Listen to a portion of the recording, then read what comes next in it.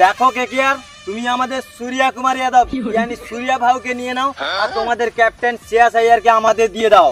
কোনো ব্যাপার না, আমরা এই ডিলে রাজি। যে করে উপায় আমাদের सूर्या ভাউকে চাই। আমরা আগে ভুল করে सूर्या ভাউকে ছেড়ে দিয়েছিলাম, তাই তাকে ফিরিয়ে নিতে চাইছি। তাহলে তো কোনো প্রবলেমই থাকলো না, ডিল ফাইনাল। তোমরা আমাদের লাল্লাকে নিয়ে নাও আর তোমাদের লাল্লাকে আমাদের দিয়ে দাও।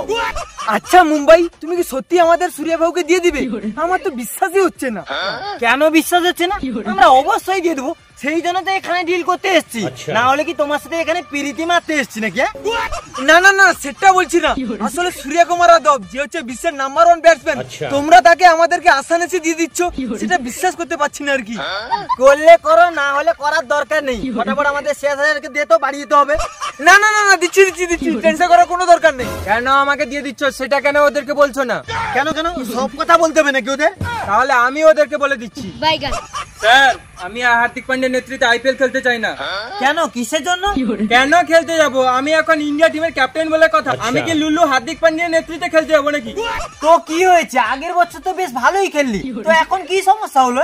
কোনো সমস্যা হয়নি, বাট আমি আইপিএল এ ক্যাপ্টেনশিপ করতে চাই। দিবে তো দাও, না হলে চললাম, টাটা বাই বাই। অসম্ভব, এটা কোনো মতেই সম্ভব না। আমরা তোমাকে ক্যাপ্টেন্সি কোনো মতেই দিতে পারবো না। দরকার হলে তোমাকে আমরা টিম থেকে রিলিজ করে দিব। এটাই হলো কারণ আমাকে ছেড়ে দেওয়ার। থ্যাংক ইউ মুম্বাই, আমাদের পুরনো অস্ত্রকে আমাদের ফিরিয়ে দেওয়ার জন্য। তো তোমাদেরকে ডবল থ্যাংক ইউ শ্রেয়াসকে আমাদের হাতে তুলে দেওয়ার জন্য, কারণ শ্রেয়াস তোমাদের আইপিএল ট্রফি জিতিয়েছে।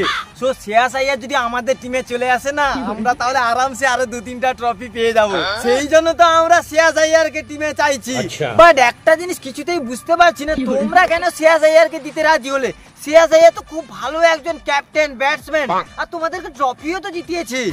আসল কথা হলো सूर्या এমন একটা প্লেয়ার, আমরা যে কোনো প্লেয়ারের বদলে হলেও सूर्या কুমারকে চাই। আর তাছাড়া सूर्या কুমারকে আগে ছেড়ে আমরা অনেক বড় ভুল করেছি, তাই আমরা তাকে টিমে নিয়ে ভুলটা শুধরে নিতে চাই। আর सूर्या আমাদের টিমে আসলে আমাদের টিমটা আরো স্ট্রঙ্গার হবে।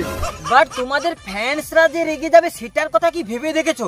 তারা শ্রেয়াস আইয়ারকে খুব ভালোবাসে, আর তাছাড়া তো তারা এটাও চাইছে যে তোমরা শ্রেয়াস আইয়ারকে এবছর রিটেনও করাও। কোনো ব্যাপার না, আমাদের ফ্যান্সরা আমরা যাকেই নেই না কেন তাকেই ভালোবাসবে।